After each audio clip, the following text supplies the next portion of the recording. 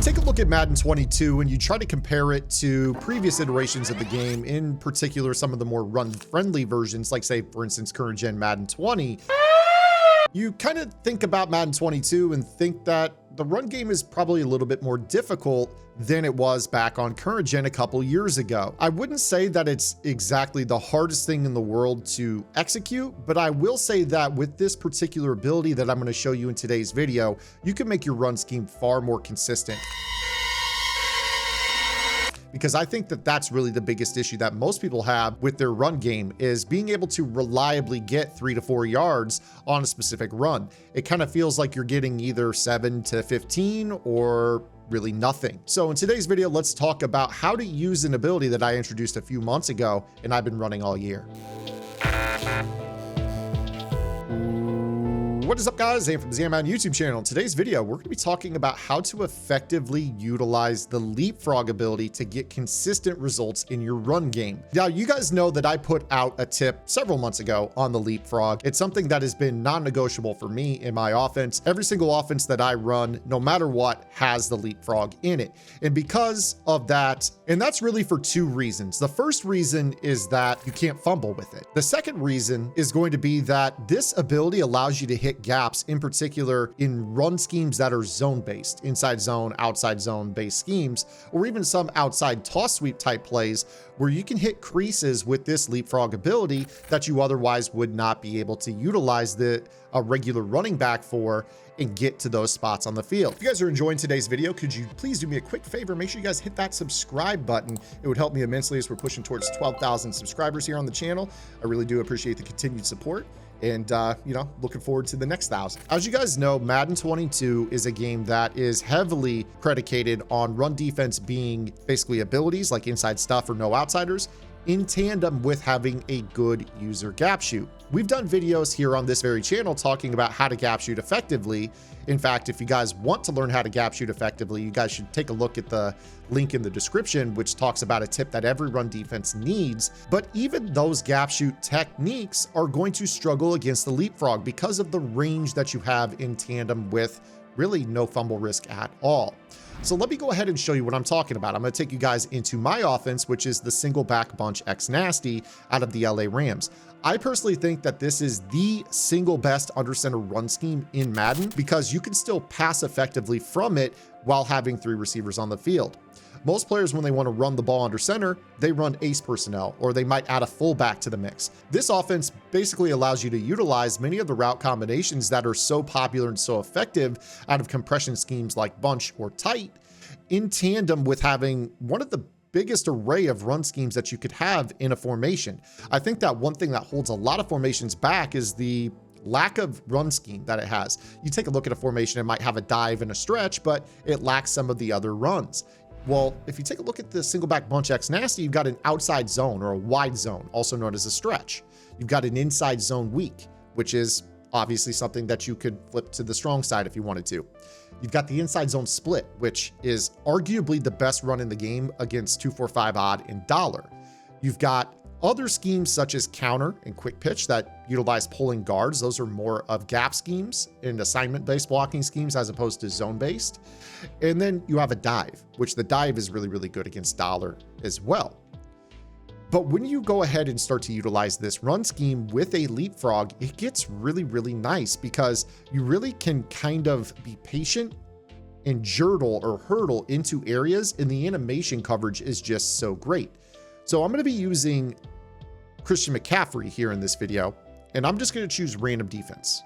We're just going to run random everything.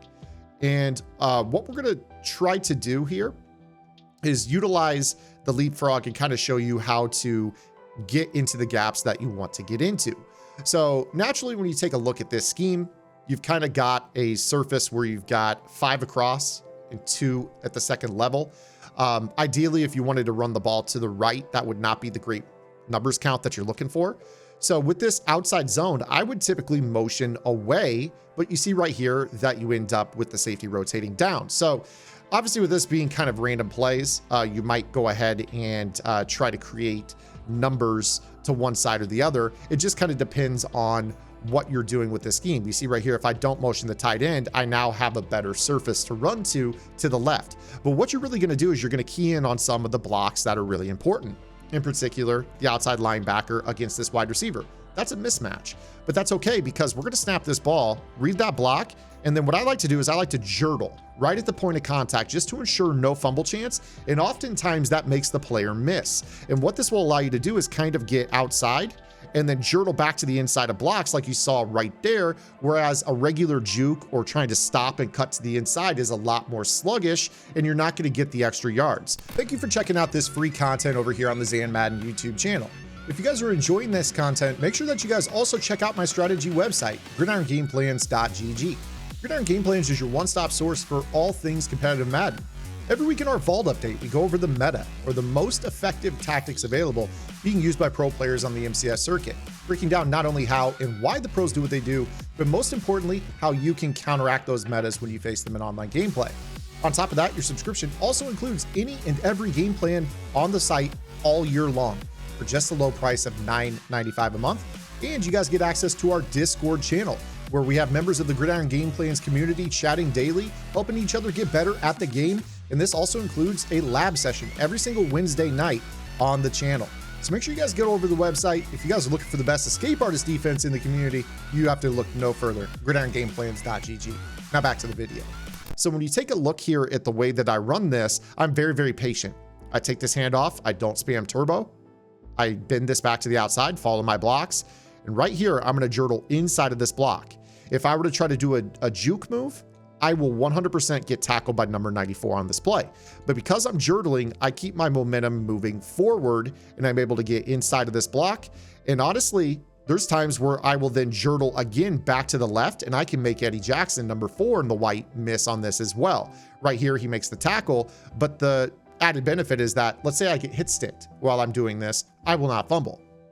If you try to use the jurtle move with any player in the game that does not have Leapfrog, you actually have a really high chance of fumbling. You guys have probably tried to jurtle on your own with a wide receiver or maybe a safety after an interception return to get him up the field, and he gets hit by a lineman and fumbles. That is exactly what I'm talking about. But what I'll do is I'll just be very, very patient. I'll try to run this and I'll look to see if there's a gap that I can get into. And then right at the point of contact, I try to jurtle inside and make a guy miss. If I get hit sticked, there's no fumble chance, but there still is an opportunity to be able to, make that guy miss and turn it into a big play. Another thing I'm a big fan of doing is bending runs back and then jurtling. So sometimes you'll try to run a stretch call and you'll notice that the edge is not there. You can kind of stop and then wait for the flow of the linebackers to over pursue and then jurtle back to the inside. Again, it just kind of, differs from front to front. Right there, obviously, you saw nobody blocked a defensive end. That's nothing you could do about that. EA Sports. It's in the game. But again, as we run this, you see right here, there's an example where the run was actually really shut down. And I noticed that right away. So I hit a hesitation, froze, let the defense over pursue, and it opened up a backside B gap, or really it's the C gap that I was able to hit. I mean, if you take a look at this, you're getting shed by Akeem Hicks. You're not getting outside either because Khalil Mack is shedding. So really in this situation, that seam that you have is really on the backside where Robert Quinn is sitting home. This is why being able to leapfrog in a zone-based run scheme is so crucial. So you see right here, I see this crease on the backside. I go to it, and then boom, I leapfrog inside. And then when he hits me, there's no fumble chance, and I fall forward for a gain of about 4 or 5 yards on this. If I tried to get 4 or 5 yards the hard way by going through this gap, I'm getting nothing. If I don't have leapfrog and I try to get this animation, I'm going to fumble on this. So this is really something that allows you to turn runs of nothing into runs of something. And that's really the most important thing. I think that a lot of players, they want to run the football, but when you run the ball in this game, it just kind of feels like it's a Jekyll and Hyde game. Sometimes you're going to pick up 15. Other times the same run is going to get instant shed for 1.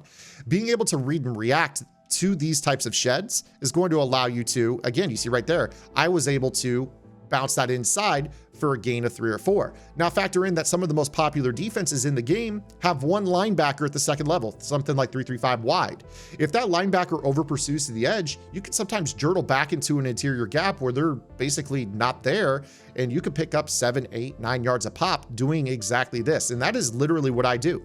Another thing that I'm a big fan of doing, we'll walk on the beach, we'll drink red wine, is if I think that they're really loading up on the inside, I love to go to a toss. So if you were to kind of imagine, like one thing I constantly see is like the zero blitz meta. So let's say you get this mugged up, everybody down in the gaps, heavy blitz meta, right?